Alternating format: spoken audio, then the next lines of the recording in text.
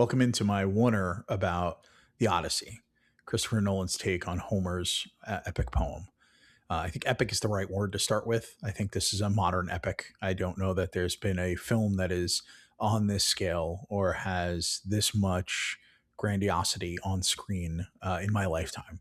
It's the first film that's ever been shot fully in IMAX for commercial. It is the way that the film came about is really through sheer will of Christopher Nolan and his amazing roaming circus of cinema creators, all the people who were part of his departments, the heads of departments, the cinematographer, the score, everybody is at the top of their game. These are some of the best that have ever done these roles, and I think he has built up a huge, like, unbelievably large blank check with almost any production company that he works with or any distributor, because he has made billions of dollars for these entities. And I think on top of it, he's made movies that are high quality and are huge calling cards for the actors they're a part of. So he's also built up this huge cache of goodwill amongst every actor, so much so that there are people who have less than 5 minutes of screen time in this movie that are played by actors that have headlined films.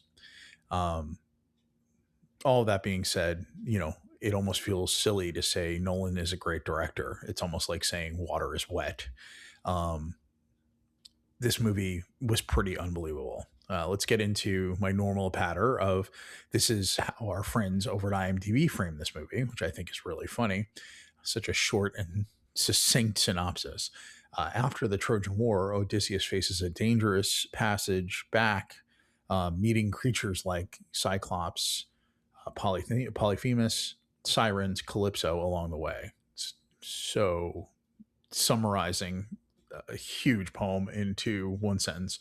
The writers on this are Christopher Nolan and Homer, which ironically Christopher Nolan comes first because it's alphabetical. And the director is Christopher Nolan. So my take on this over at Letterbox is 4.5 stars with a heart. This is one of the most well-paced and intense films I have seen, period. Matt Damon carries a cast full of stars to a perfect or near perfect vision of Nolan's take on the Odyssey. Robert Pattinson, Anne Hathaway, John Leguizamo, and John Barenthal are all unbelievable in this movie. Huge fan of how Elliot Page is used. Same with Himesh Patel, Samantha Morton, and Charlize Theron. Excited to see it again and process more. I still have not seen it again, but I did see it initially in 70 millimeter here at the Harkins Arizona Mills. And I am very thankful that I got to see it. I saw it at a 7:45 a.m. screening with my wife when the tickets came available a couple weeks ago. I saw that they had opened a new screening, and I asked my wife if she was in, and she was like, "Yeah, let's go." So it was a really fun experience. Got to get up, go see a movie, and then we went and had brunch and talked about it, which is sort of like a perfect Sunday for me. I really liked it. I had an amazing time.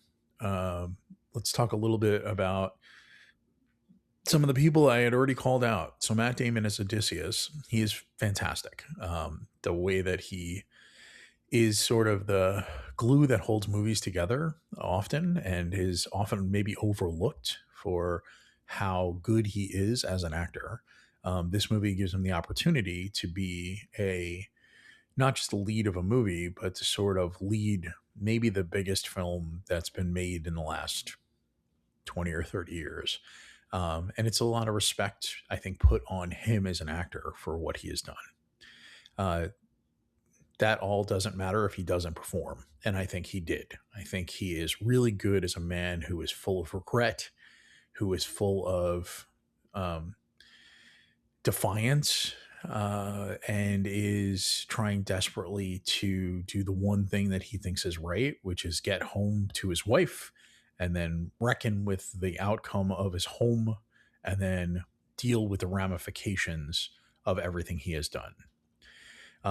This movie really, over the amount of time I've thought about it and listened to podcasts about it, I feel like there's so much Odysseus in Oppenheimer and in Leonardo DiCaprio's character in Inception.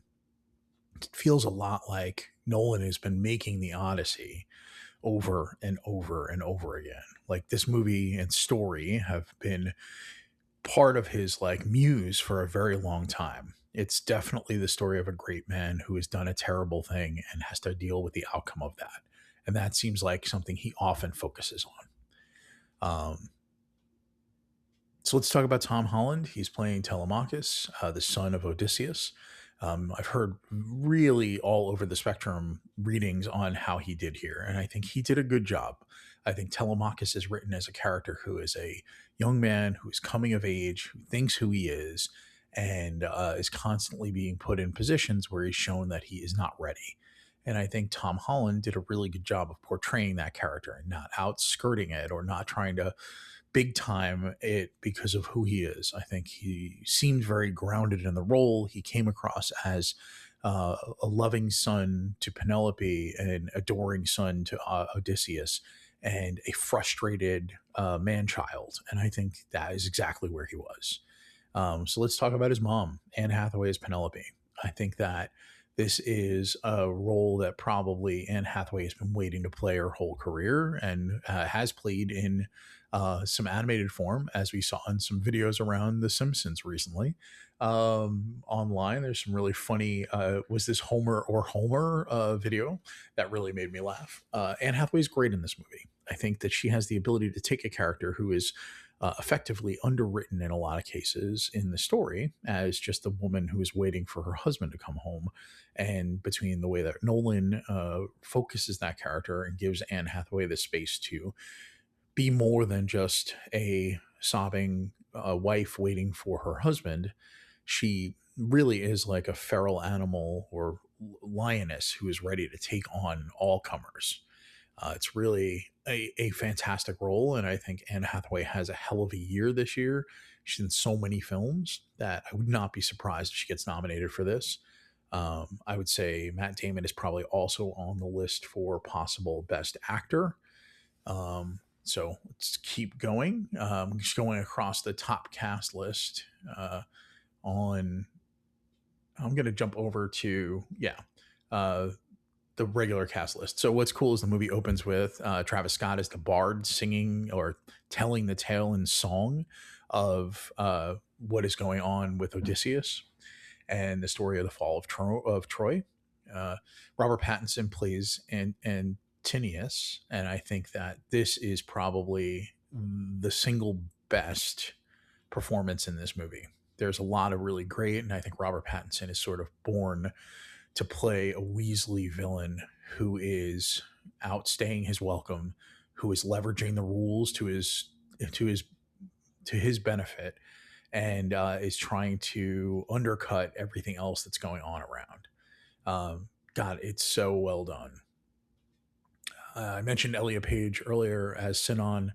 The scenes that they have with their fall, and then when going to Hades and being the voice of a lot of Odysseus's regret and calling him out to be the trickster and tell the tale of Sinon, and embellish, maybe even make it bigger, is really funny as a line that I don't think is brought from the poem often into the movie.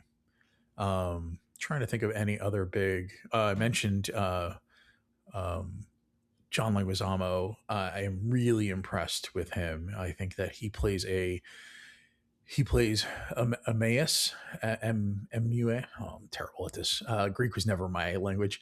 Let's just say the character that is the right hand of Odysseus, and he is the one who sits around and waits and tries to protect everyone without a lot of physical capability to do that. So his character is going blind, and he is there with the dog of Odysseus the whole time. God, he is so good in this movie. He is playing it as sort of like a outside the box character. He's a little different than everyone else. He's off to the side of the court. He's often framed just outside of what's going on in the main story. And I think he is so comfortable in that role. He is a big part of what I think works in this movie in the humanity space. Like he is a much more humane storyteller, and we have a huge amount of affection for Leguizamo as him as himself. He's done so many individual performances of his works, and so many. I've seen him on stages as John telling a story, and I just think he did such a good job in this movie. I hope that he gets nominated. There's some other fun, like Mia Goth as uh, Melantho, who's sort of one of the people who takes care of Penelope and is basically corrupted by the suitors, specifically our friend Robert Pattinson, Antinous. Hamish Patel is playing Eurylochus, who is the right hand of Odysseus out at sea, which is where we see him most. But the whole time that he is off in the sacking of Troy and everything else, Um Calypso is played by Charlize Theron and is not given a ton to do, but is just this beautiful visage that we are not given the whole time period that he is there, but in the poem, it's years. I think it's 7 years or something like that that he spends with her. I mentioned Berenthal earlier. He plays Menelaus. He brings this absolute aggro, over the top energy to this movie and is this sort of embodiment of physicality and rage. Whether it's in the scene of the sacking of Troy inside of the Trojan horse, or whether it is explaining to Telemachus the story of his father and the fall of Troy, but just watching him interact with Helen and the people who are sitting to his right when Telemachus arrives, and how he just owns the space that he's in with this amazing gruff physicality and personality. I was really I like him anyway. I'm sort of in the bag for him, but I think he did a really great job in this movie. Trying to think if there's anyone else that we need to really call out. Penny Safdie was a really interesting and clever casting for Agamemnon. We barely see who it is. There's a little of his curls, a little bit of his face, but not a lot on camera. But he does cut an amazing silhouette. He's almost like the Darth Vader of this movie. When the gates open at Troy and you see that image of Agamemnon waiting with all of his men, it is breathtaking. I like gasped in the theater when I saw it. I was so impressed with the impact. Let's see, anything else that we need to make sure I touch on? The Sack of Troy is amazing. It's shot and told as like Nolan likes to, sort of unfurling the story multiple times. It starts at the beginning where it looks like it's this amazing experience of like revenge or of vengeance and of taking over. It's this positive story about how they have taken down Troy. And then in a second telling later in the movie, we from a different perspective, we get to see that it's more complicated than that, right? Like, it's not just this amazing experience. It's tough and difficult and it's hard. And then the final retelling is when, spoilers for this movie, when Odysseus makes it home and is in the guise of a beggar, and he is telling Penelope through her screen that the story of Troy, and you can see the regret that the way that they won was that they lied. They broke Zeus's law. They broke the fact that they gave a gift and they snuck inside.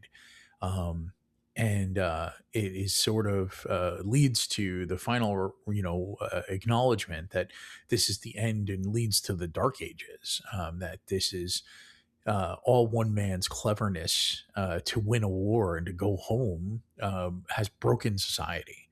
There's these allusions in the entire movie to the idea that the men from the sea, and that there are these people who come and they sack and they rape and they pillage. And you realize throughout the movie, and there's finally an acknowledgement of it, that it is these soldiers.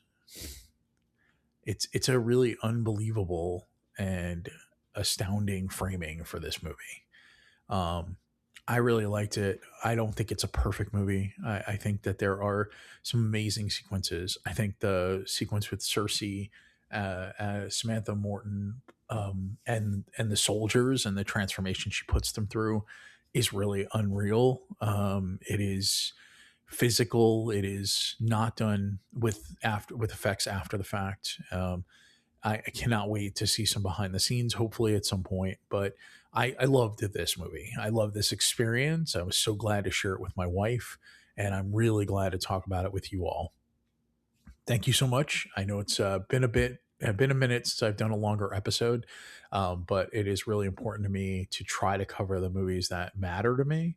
So you will see me talk more about others. The things I haven't done that I'm really regretful for yet is The Invite. That was my favorite film of the year before this, and I think it deserves all of its honors and flowers. I will try to put together a oneer of that soon. Thank you so much. Please rate, review, comment. We're all over the place on YouTube for video podcasts, right? We are on TikTok and YouTube Shorts and Instagram Reels and Facebook Reels and X and Blue Sky for all of my instant reactions for sure. So please interact. I'd love to hear from you. Thank you so much for making it all the way here, and thank you for all the time you've spent with me. This really does make me happy.